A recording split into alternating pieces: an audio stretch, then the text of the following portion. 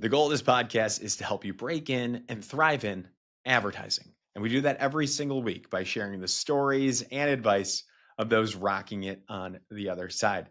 And also, we're posting daily news, advertising news you need to know in 60 seconds or less on our LinkedIn at Breaking and Entering Media. If you're not following us there, you should be. Follow us on Instagram too at Breaking and Entering Media. That's good stuff. But today, you're gonna learn from Tori Nygren.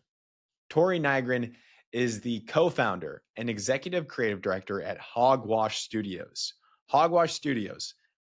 We'll talk about what that is, but really what you need to know. Usually, there's a creative ad agency and a production company that are separate. The ad agency comes up with the idea, and then the production company brings that idea to life, whether it's film or like a 60-second spot. They'll film it, get all the colors, all this stuff. Usually these are separate entities. Hogwash Studios can do them both under one roof. And Tori oversees, pretty much everything, but she's a specialist in the creative side of things. And she's learning and she's doing a great job. And you'll learn all about that, and you'll learn that they're based in Miami and how she broke in. No portfolio school. She broke into one of the agency of the decade at the time, Droga 5. She'll tell you how she did that, what it was like working there, how she then landed at Uber, and to starting Hogwash. You're going to love it. Connect with Tori. She'll tell you how to do that at a random point in the episode. I won't tell you when, but you'll have to listen to find out. Now, on with the show. This is the Breaking and Entering Advertising Podcast, and as usual, I'm your accomplice, Gino Schellenberger. Kick it, Mikey.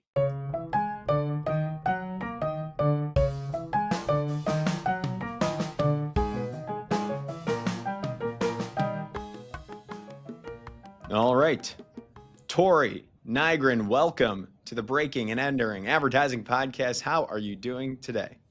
I am doing great. Thank you so much for having me, Gino. Excited to be here. Heck yeah. Excited to talk with you, Tori. We're going to talk about you, how you got into this business, why you got in this business. We're going to learn about Hogwash Studios. What does that mean? What do you all do? And your role as a co-founder.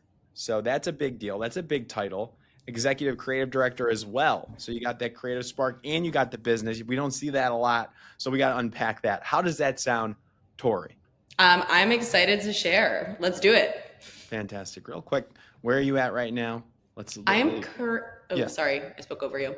I am currently in Miami at our office space. It is technically National Hog Day, National Pig Day, which you probably didn't know because it's not celebrated as much as it should be, but our team is not really here. We have one person behind me, Matt, you can kind of see in the corner, who is also my co-founder.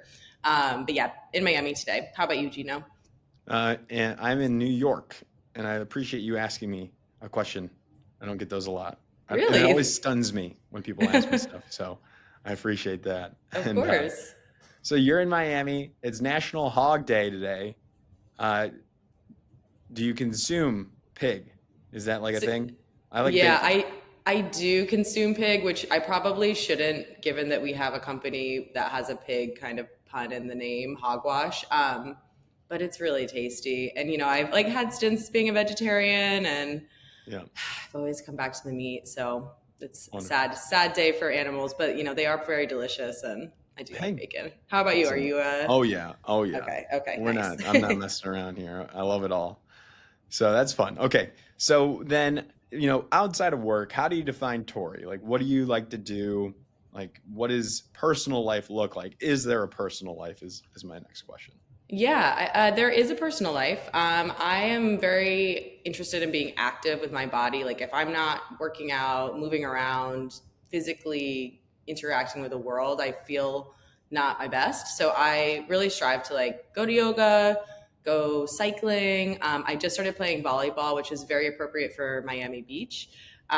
There's nets everywhere. There's a great little community of people that are taking adult lessons, and they're all surprisingly really good. So I'm trying to get there. So always just trying to be active. We have a great community of friends on the beach as well. So, we try to be outside as much as we can.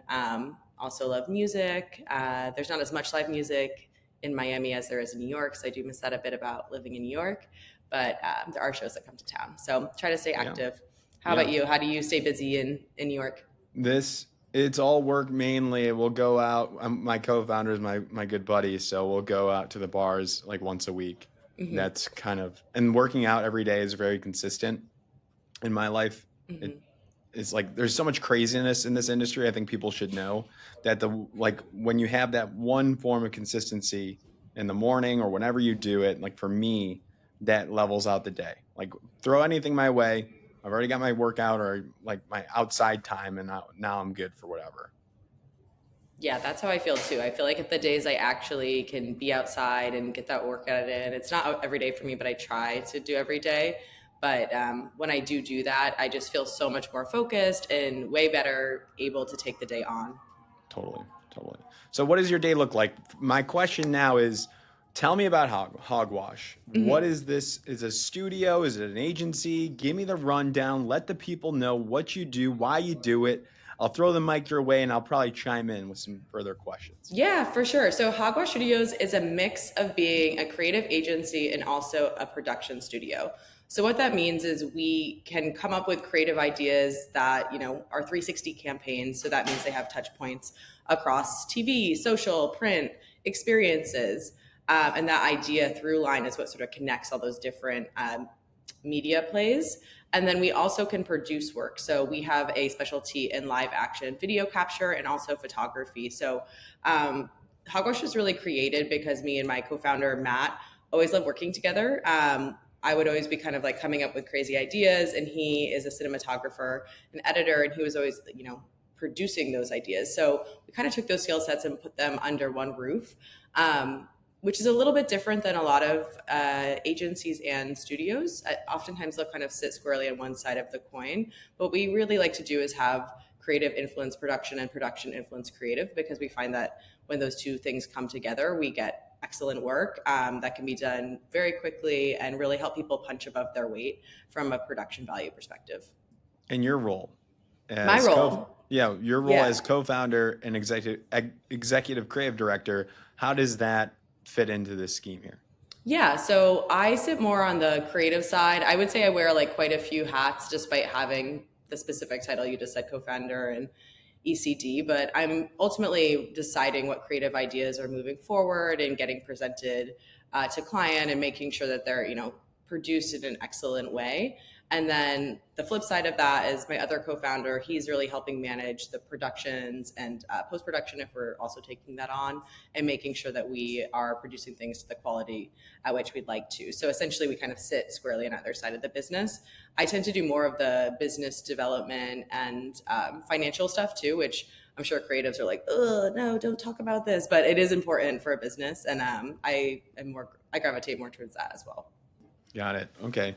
Yeah, you kind of have to do it all when you're a co-founder, and that's really important for people to know because I think a lot of our listeners, they're thinking one day I want to work agency life, then start my own. They're entrepreneurial, so you got to know that you will be taking on administration, HR, payroll, finances, all that stuff as well, and because of that, you're going to have less time being creative. I mean, it'll take away, or you have to work more.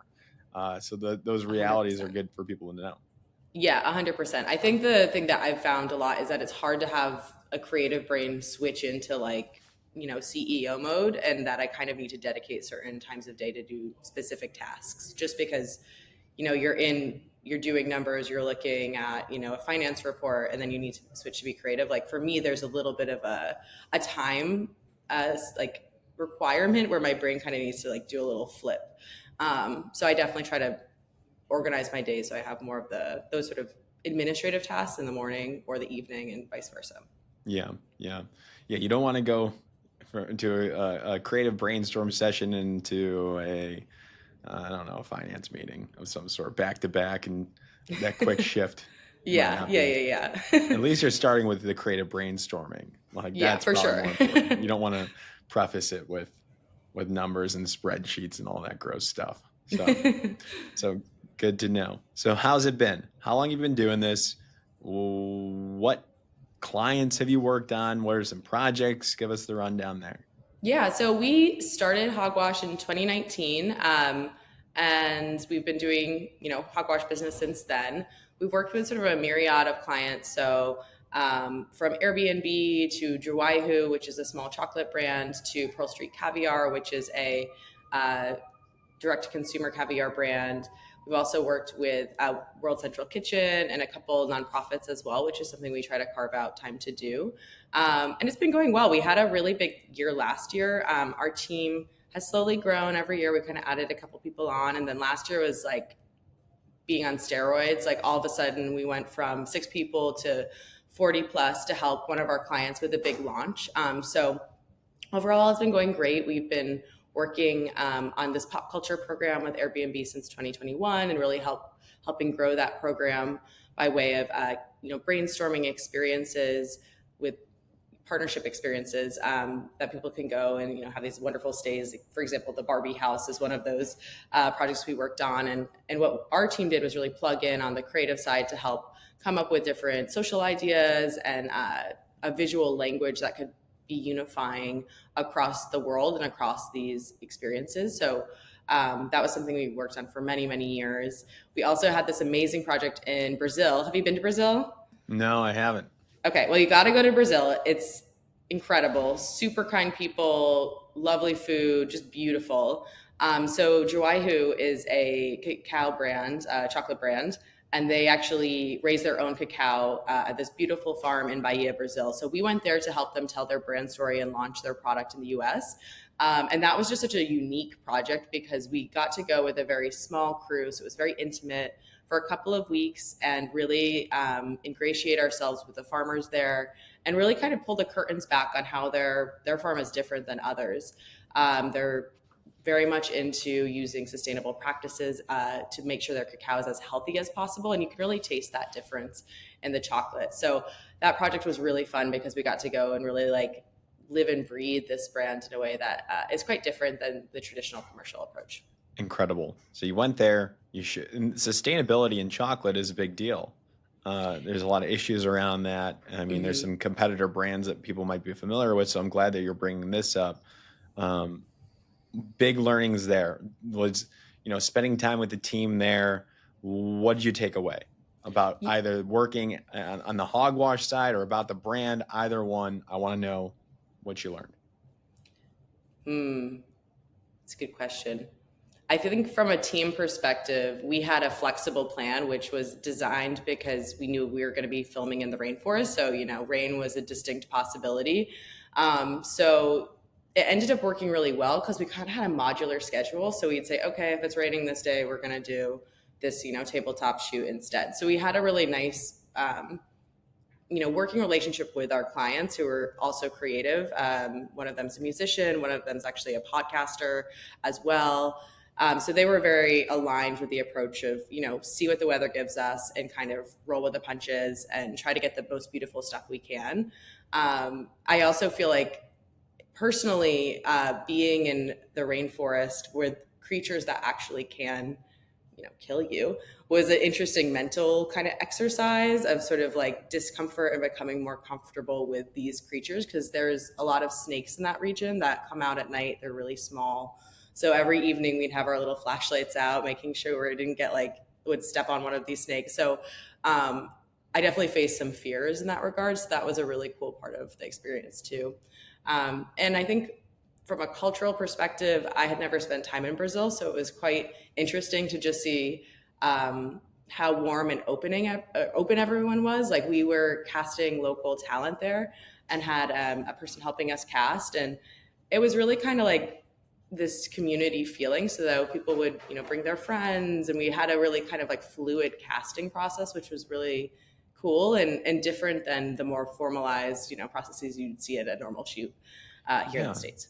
It seems like having like those backup plans of being as prepared as possible, but also like when you have those good plans and you have the backup plans, that allows for more flexibility. So I think Mm-hmm. that's so important for anybody going on set or like going on shoot or going on a production trip. Those are so important. Uh, and I feel like one of my dreams is for us to go and follow along, get it behind the scenes and capture what it's like to like work with a production company or an agency and see what it's like working on set, because that's a whole different ball game. What would you say for somebody that's just starting out in this industry, that's going on their first shoot off site? Like, what's the best advice you have for that person, whether they're creative or a producer, they're on the agency side, they're going somewhere? Yeah, so I'd say the Juwaihu shoot was different just because it was like more of a documentary approach than a traditional commercial approach. But a traditional commercial approach is going to have really strict roles for each person who's attending the shoot. So I'd say one, ask people that have been on shoots before for like, what they think, where you should be weighing in. If you're going on a shoot, you're supposed to be there, they want your opinion, and you probably have a specific role that you're playing on that set. So I would, work with somebody who is a little bit more senior, your creative director, your EP, and really just like ask a lot of questions before you arrive so you feel really prepared. And then what I would say is just try to absorb as much as you can. Every person on a set, like I said, has a specific thing they're doing. So figure out like, what is this best boy role? What does that mean? And just like, what's the gaffer doing? Okay, there's 3 makeup artists. Like, who is the primary department head? What does that role entail? Like, I would just try to absorb as much as you can, and make sure that, you know where your lane is and that you are participating as much as possible, because set days can be crazy. They can be very long. You're going to be on your feet. So wear sneakers or something that is padded, because your lower back will hurt if you're standing all day. You'll probably have a chair, but if you are standing, be prepared. But I do think like, somebody who's new on set should just try to learn as much as possible about the process, and also make sure they're participating, and making sure, what they're there to do is getting done. Yeah. Know your role. Know your role. Know your role. Know your role. Yeah. I love that. Don't move lights. Don't move lights. Whatever you do, don't move lights unless somebody who's supposed to be moving lights tells you to touch something. I love it. If I was an art director on set, I'd be probably wreaking havoc, like moving stuff around. Like, I'd probably be like a diva of some sort and say this needs to be this way, and then I'd probably get fired. So don't do that. I would love to see that, Gino. You're like, we need to move this prop, move it. I have a lot of taste. I have a lot of opinions and a strong taste, as you could tell from our beautiful background here and our lighting, which we can't frickin' figure out. So I don't know. Anyways, so you got a creative agency, you got a production agency, all in one. That's Hogwash Studios. You've worked with Airbnb. The chocolate company is called Juwaihu. And there's other brands as well. Where can people go and discover all the past work? Is it the website? I would say check out the website. We definitely have not all of our work up there, but we definitely have some key projects. We're also happy to walk people through, we can go to our Instagram, which we will share in the comments. But, I would say we could also share tons of work with you if you're interested. We'd love to send you our reel. But yeah, hogwash.nyc is our website. And then hogwash_studios is our Instagram, which you can also check out. It's probably a good Instagram then. I'm excited to check that out. Yeah. Please like and follow. So now, are you hiring at all? Are you any interns? I like to get this question out before we get into the story. Definitely. Sorry, I spoke over you. Yeah, we're definitely looking for interns for the summer. So if you're interested, let us know. Yeah, we would love to connect. And also, if you're ever in Miami, again, we live down here now. We used to live up in New York, my co-founder and I, but we also have folks up in New York. So if you're ever in either of these locations, just, send us a note, and we would love to grab coffee and just link up. Nice. So now let's get into how you got here. At what point did you realize, as a young Tori, say, I want to make ads for a living? Where were you? What were you doing? Yeah, that's a great question. I definitely didn't intend to go into advertising when I first started out. I was a psychology major at Hamilton College.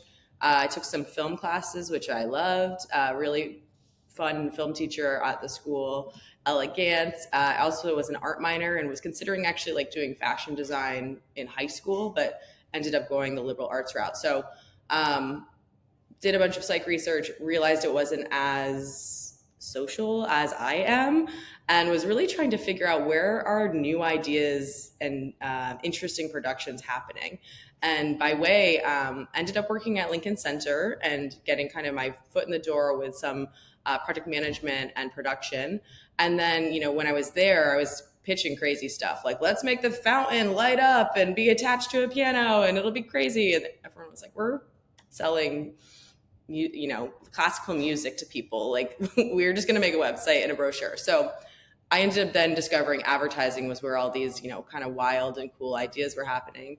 And at the time I ended up, and that was when I was like, I think I want to do advertising. It's a nice mix of psychology, things that make people tick. It's a nice mix of art, but it's commercial. And I had parents who were very like, not hippie, but, explore whatever you want. So they didn't really have a ton of, like they weren't pushing me in any direction. So it was very open, which was nice because I didn't have any pressure to, become a doctor or a lawyer or whatever. But I also was like, I don't have any idea what career options exist. So I ended up going to Droga 5, which is where I spent my first couple of years working. How'd you get And there? that was all through networking. So Hamilton's a small college. By way of that, you kind of know everyone in your class. So one of the girls I went to college with had posted a job listing, probably at the time on Facebook, which is kind of crazy to think about.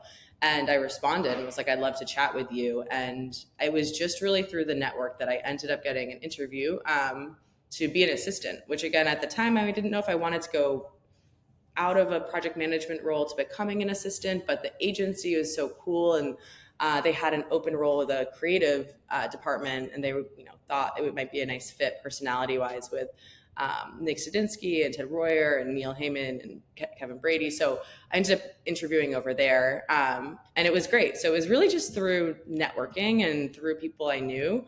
I didn't do the ad school route, which a lot of people do, and I think there's pros and cons to that. I think ad school is super valid, especially if you want to be a creative. I had no idea what that was. Like when I was doing my interview, they're like, ad school. I was like, ad school? It hadn't occurred to me that people went to school for that, and I didn't know about portfolio schools at the time. So I was lucky that my personality really clicked with those guys, and I was able to sort of start in this assistant role, learn about all these different potential career paths in different departments, and then kind of pick the creative path forward, and really kind of like wiggle my way onto briefs as I still had my other job. So I was very lucky. It's difficult to do that. I think the portfolio route is a great route, and there's really good schools where you can build out your portfolio, like BCU, Miami Ad School. I don't know if it's still around, but Creative Circus is also great. Pratt, there's so many options. But if you are thinking about creative, that is definitely a good route. It's an investment. It is an investment. Yeah. It's definitely an investment. And I think the thing that's interesting too is like most people I met didn't know they wanted to do advertising. I think that they were creative. Maybe like some of them felt a little bit more like misfits or didn't quite fit in with like, people that had more linear job careers, and they ended up being in advertising and were really good at, coming up with ideas or pitching ideas or getting an idea made, or, the networking element of producing, which is like, okay, what director is right for the script, or what company is going to execute this experience the right way. So yeah, I think it's an eclectic group in the advertising community. So if you're not really sure what you want to do and you like thinking about things in different ways, like advertising might be a great career option. Yes. And then, with portfolio schools, they are really great for those that know for sure they want to be an art director, copywriter, sometimes strategist. Yeah. But it is a little bit of an investment money-wise and time-wise. But the alternative is these different routes to break in, which I'm so glad that you're on the show to talk about this. Breaking into Droga 5, your first job being an assistant to the CCO and to the ECDs. I would probably take this route over a portfolio school personally, because at the time, that Droga 5 is the hottest shop in the world, perhaps, and around, especially like around 2014. Like, if those who know, with the Under Armour work, I think that's when it was starting to hit off. I think it's still independent as well at the time. It was pre-Accenture. Like this is golden opportunity. It was such a great. It's a great company still. It was like when I joined, it was a little bit less than 100 people, still independent. Puma was one of the big clients. They had done the Mark Echo like tagging of Air Force One, which, you know, it's a very old reference, like Yep. 2006 or seven, I think is when they released it. But that's sort of subversive advertising that got a ton of earned media. And, you know, I think the way that shop is led is all around truthful insights that then lead to really incredible creative work that people just resonate with. And I think Still that amazing. Yeah. truth is like, if you can create work that is truthful in that way, it could be funny, it could be heartfelt, it could be anything. You're gonna win if you can sell those ideas through. But yeah, it was a really, really great work environment, super supportive people. Tara Lawal Straight was one of my mentors, Sarah Shelton, Kevin Brady, like Spencer Love LA. It's so interesting too, because a lot of the folks that were there then have like since gone off and started other agencies. So we're working on a project with Spencer Love LA of Gus. There's a couple other like alumni. There's many alumni now who have their own agencies, and I think something about the spirit of the shop at that point in time was very entrepreneurial. It was very like, we're going to show that we can, you know, do this big work, even though we're a small independent agency. So I feel like it created a really interesting work environment. It was super fun. It was kind of a wild work environment, but Yeah. I'm sure. definitely, yeah, in a good way. Anytime. It was like very creative, but at the time there weren't a lot of women. Like I think in the creative department there was like a handful of women, at least by the time I left, and that was seen as good, you know. And now I think that there's a bit more gender um, equity across roles, but it was at the time like a very rare thing to have female creatives, which isn't that long ago. It was, you know, 10 years Yeah. ago, 12 years ago. So It's one of those things that it needs to be constantly monitored, because just because mhm. it might seem like it's better now, if we forget and look left, and then before you know it, it could be an issue again with that Yeah, lack of diversity. And we're for seeing sure. that a little bit echo throughout some other industries as well. So, we don't ever want to get too comfortable and rest on our laurels there. So I'm Yeah, for glad that sure. it seemed like it was getting better when you were there. Oh, definitely, for sure. The one piece of advice I would give too is I was super aggressive with my interview. Like not in the interview, after the interview. So I Yeah. had this interview with my first interview to be in advertising, and I was like, wow, I feel like it went really well. And I had this back and forth with one of the other girls at the time who was kind of managing the hire, and I was like, I really feel like I got this job, but they weren't following up. So I was just like, I'm just gonna call them, which like people don't really call, I think, as much today.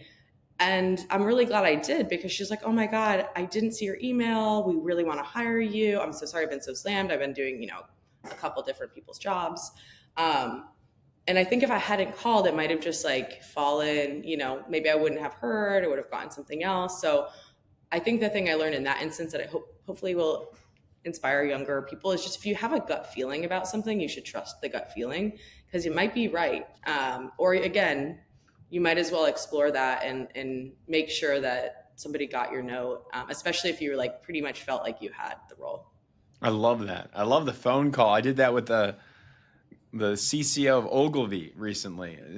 Found Nice. in the LinkedIn about section. I was like, I'm calling. I got a question. I gotta get her on the show, and it worked. So I mean, they're That's so great. busy. It's like I would love to get a phone call, and my number is in my bio, I believe, as well on LinkedIn. So um, That's cool. I love that you called as well, because I think people oftentimes don't call as much as maybe we used to. I sound old, but like we used to call, like you just use your phone all the time. And now I feel like it's a lot more email, especially if you don't know people. But I think sometimes a solid phone call goes a long way. yeah, leave a voicemail too.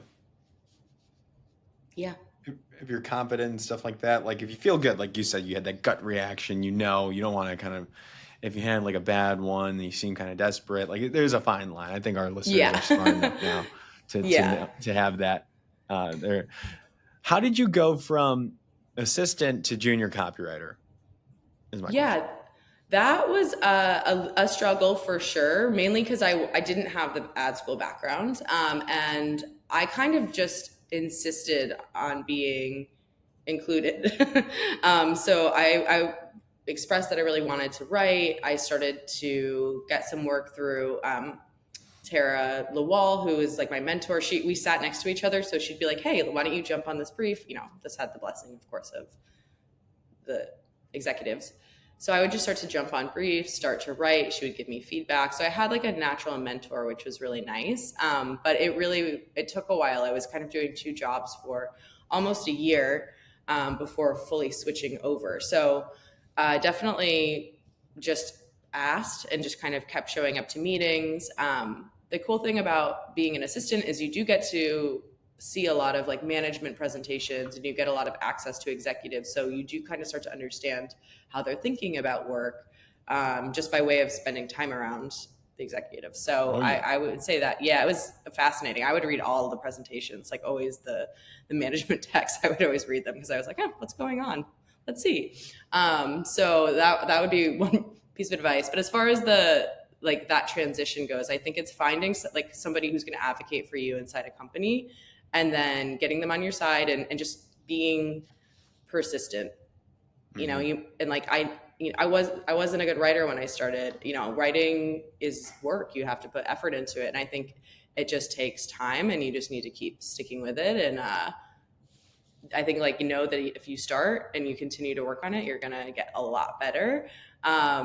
And I think it's just a matter of just being, yeah, unwilling to take no for an answer, and being, not too pushy, but just consistent, and letting people know what you want to do. Who was the CCO at the time? Was it? CCO, I think, well, when I started, it was Nick Studinsky and Ted Royer. And then Nick went to start the London office. And then he got promoted to CCO, Ted did. And then it was Kevin and Neil Heyman were the ECDs. Incredible. Yeah. Yeah, great I like guys. this. I like to study like those shops in their prime and stuff. And that's a new series we want to launch. It's like best agencies in history or whatever. Like putting a magnifying glass on like, I don't know, like Crispin and in their heyday, and then Droga5 is one of them, and there's others too, and Hogwash in 2025. So back to Love this though. it. So then I see that you sent you had a stint on the brand side there. Then you Hmm. went freelance, and then you started Hogwash. Lessons at Uber. What'd you learn there in the Bay Area? You go from New York to the Tech Central. What was that like working at Uber? Yeah, Uber was interesting because when I joined, there was a lot of change happening at the company. So when I first started the first month, and like even during the interview process, any project less than, I think it was 80K, 80 to 100K, you could just do, Mm, no approval, which I was like, what? Because, on the advertising side, we'd get briefs, and you would have great ideas. And then obviously budget's a real thing that you have to sort of allocate in different ways. So I was like, if you just have an idea, you can just make it. stop it. But If it's yeah, under isn't that 80K, crazy? is there like a Yeah. quota? Like you can't do So more so than. I started the first month I was there, this changed. So I never got to do one of these projects, Okay. but my creative Damn. partner did. Brian Evans, lovely guy. He was like, yeah, I just made these spots, like this, paid media campaign. So um, again, it was like kind of a wild time. So I think that like maybe gives you a slight insight into like how the company was at the time, which is you have an idea, go and make it, and then show us what it is.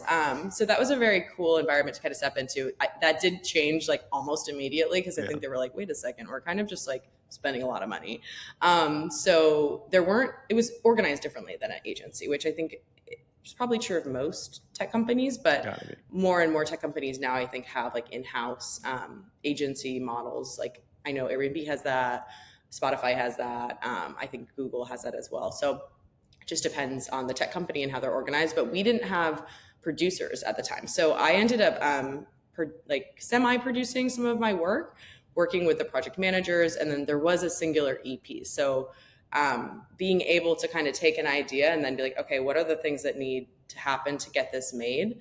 That made me able to, I think, work pretty efficiently there, and also taught me a bunch of new skills, which I found to be very um, energizing. I love making things. That's why we started Hogwash. Matt and I made a sitcom in college. We met in college.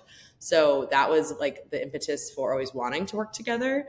And then kind of coming out of Uber, where the producer role is not as stressed as it was at, you know, creative agencies. I definitely saw the benefit of the producer roles, but also was like, oh, it'd be fun to actually kind of combine these skill sets together to be a little more efficient, to make sure the right questions are being asked even in the brainstorm before we're getting into the production realities. So it was sort of the inspiration for Hogwash, for sure. and also just a great way to grow other skills. I'd say in the traditional creative agency world, like creatives are creative and then producers are producers, and there's not always a crossover. But I always found that there was a lot of really creative producers, and there was a fair amount of creatives that were interested in how the productions actually came to life too. So that was really what triggered us to start Hogwash, was take this dream from way back when in college, where we made all our lifelong best friends making the sitcom, and kind of bring that kind of idea of creativity and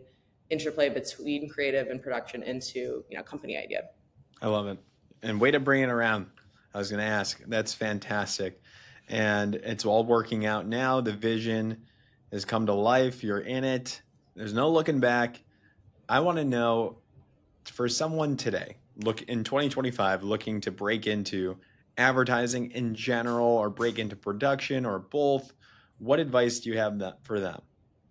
Yeah, I have a couple pieces of advice. I think the first one is, if you know what you want to do, go after it, right? Like if you're not sure, that's okay. But if you're like, I want to be a designer, try to get a design job, and don't, you can try to do the get into a company, switch teams approach, but I think it's quite difficult to do. So I think if you're clear on what you want, go for it, and don't waste time with other things.